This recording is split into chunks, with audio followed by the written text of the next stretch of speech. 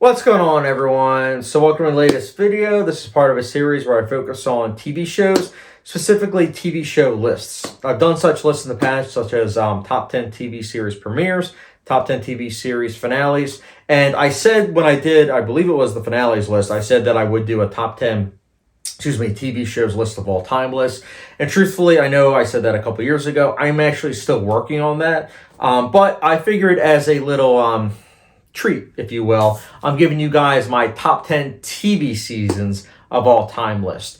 Now, this list was very difficult to really kind of whittle down, so to speak, because there's a lot of great TV shows out there for sure. But for this list, it's focusing on a season of TV, which upon doing research, it's 5 episodes or more.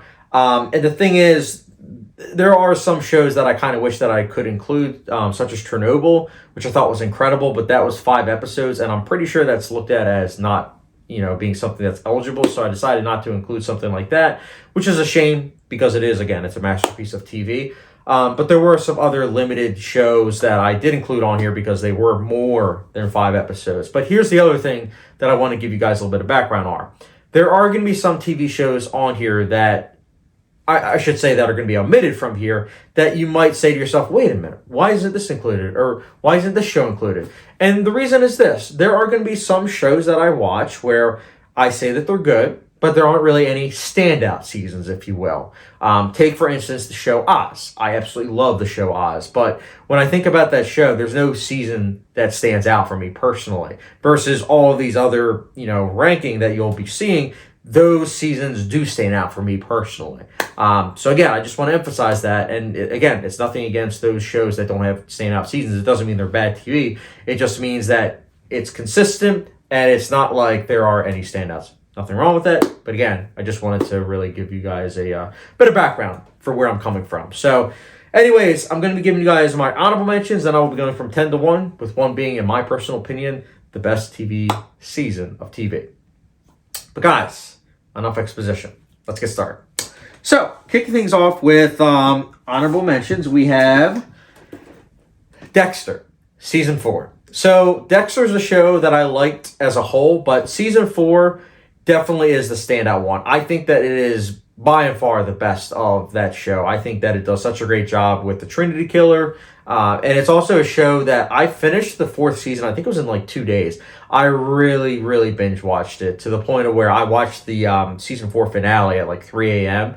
despite being, sick. And I gotta say, I loved it this season. I think that it was great. There is an argument to be made that this could have been where they ended the show. And I get that viewpoint, I do. I still like the rest of the show, but I will say this is definitely up there as some of the best TV that you'll watch. The cat and mouse between Dexter and Trinity, it's just incredible. The twists and turns, it's really good stuff. I would highly recommend watching the show for this season alone. Season 4 is incredible. And yeah, that's that honorable mention. Next up, we have House of Cards, Season 2.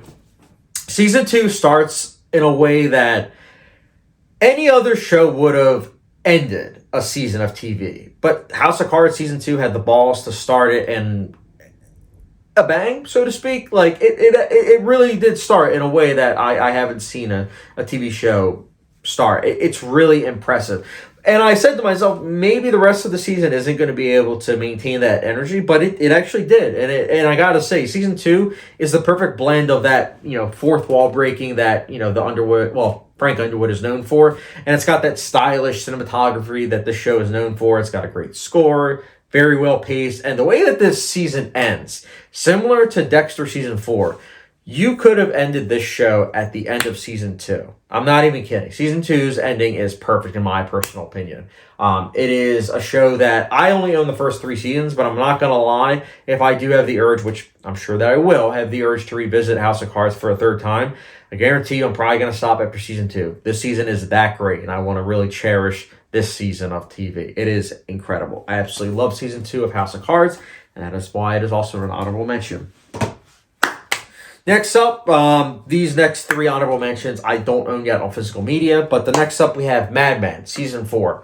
So when I look at Mad Men is similar to The Sopranos, similar to Oz, where there aren't really a lot of seasons that really kind of stand out.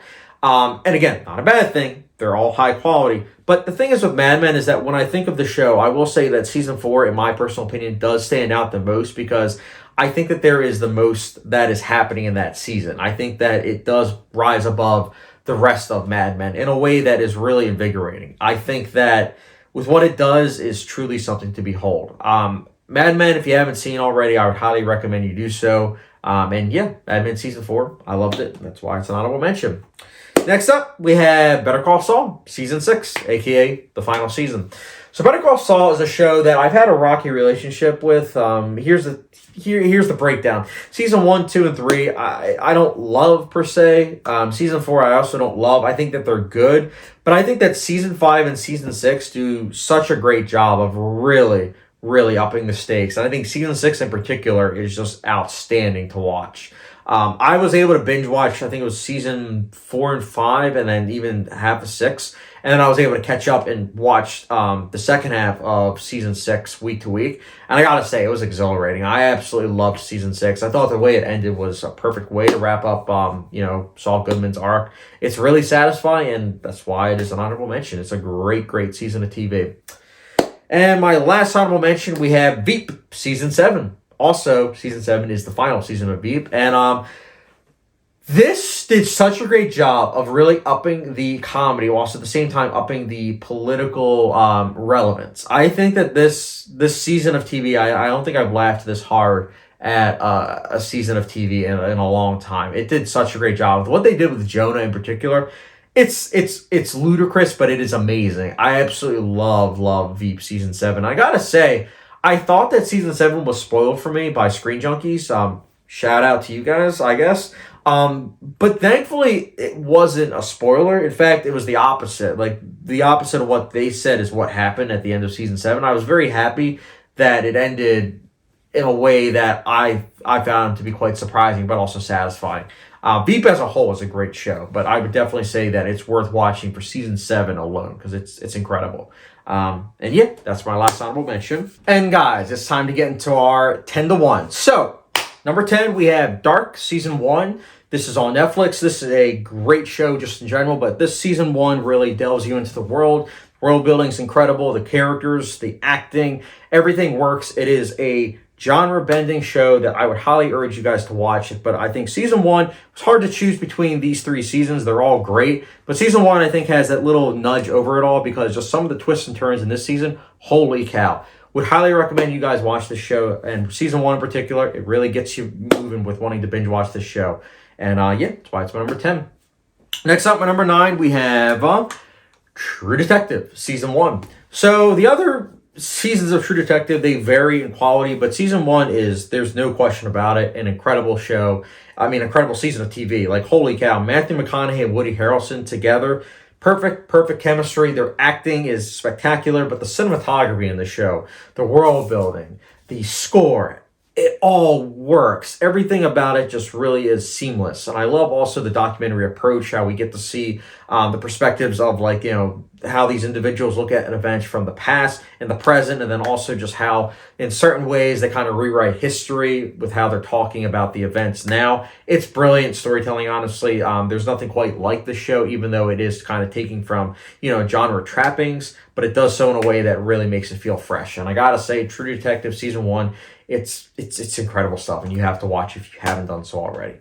And yeah, True Detective season 1 is my number 9. Next up, my number 8, we have Watchmen. So this is a limited series. It's only 9 episodes long, but I gotta say, if you're not a fan of the superhero genre, I understand that. I truly get that. But I have to say, if you are looking at this season of TV and saying to yourself, oh, because it's a superhero TV show, I'm not going to watch it, you're doing yourself a disservice because, yes, these individuals are wearing costumes, but they are using the genre of the superhero to really kind of showcase and to be able to tell important themes and messages, because this isn't just a superhero show. It just so happens to be that these characters are wearing costumes. But this is a show that is crime. It is drama. It is, art house. There are so many different genres on display in this show, and it's done so in a way that's really for the service of the story. And the storytelling here has so many twists and turns. I was invigorated watching this show week to week. And I have to say, I've seen this show a couple times now, and I have to say, this is such a great show. I would highly recommend you guys watch this. Again, it's only 9 episodes long, but it is some of the best TV I've ever seen, and that is why Watchmen is my number 8. Next up, my number 7, we have Westworld, Season 1. So, I love Season 2. Season 3, I'm not the biggest fan of. Season 4, I do quite like. But Season 1 is the one that I look at as the best of the lot. I think Season 1, you could argue, could have been a one-and-done deal because of just how masterfully done that ending is. But I am glad we got other seasons. But this one stands out the most. It just has such rewatchability value. The twists and turns, the cinematography, shot on film. And I have to say, on 4K, it looks spectacular. Anthony Hopkins, all the other performances are great as well. But Anthony Hopkins' performance as Robert Ford is really something to behold. This feels very Shakespearean-esque. And that's something that you will notice about these TV seasons that are some of my favorite. They feel very Shakespearean. And this season of TV definitely feels like that. Definitely recommend you watch the show. It is combining Western and sci-fi. And it's what Cowboys and Aliens should have been. Combining sci-fi and Western in a seamless way. This show does that, and I love this first season of TV, and that is why it is my number 7. Next up, my number 6, we have Twin Peaks: The Return, or Twin Peaks Season 3, depending on how you as a viewer looks at it. But Twin Peaks: The Return, honestly, if you had asked me 6 years ago if this would be one of my favorite TV seasons of all time, I would say no. But it's really something that I wasn't able to get out of my head, and I've seen it many times, and each viewing, I find myself loving it more and more. I think it is one of the best seasons of TV just in general because of how it's told. There is nothing, and I mean nothing else like this show out there. I'm not even kidding. Even if you liked season 1 and 2 of Twin Peaks, this is very different from those seasons. I'm not even kidding. Episode 8 in particular of this season of TV is unlike anything you've ever seen, but it's so brilliant. David Lynch, what he did here is nothing short of a masterpiece. And I think that Twin Peaks: The Return, it's outstanding. I'm curious if there will be another season, but if there's not, I will say it doesn't really matter because this season was everything and honestly even more than I ever could have imagined. And that's why Twin Peaks: The Return is my number 6. Next up, my number 5, we have Hannibal, Season 2. So Season 2, similar to Westworld, could have easily ended. I mean, Season 2's finale of Hannibal is outstanding.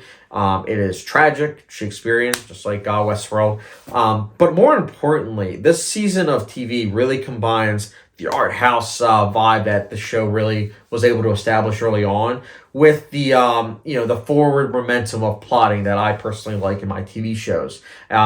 I love what they did here in terms of Will Graham and Hannibal Lecter's relationship. The supporting characters are just as interesting. And I also like how this show combines that forward momentum plotting that I love, but also has that kind of week to week kind of serial killer of the week. But it's done in a way where it makes sense. And there is also a deceptive nature to it where it's you can look at it by each episode and say yeah, that's just this villain and this villain. But secretly, it's actually playing nuggets of plotting that pay off later on in the season.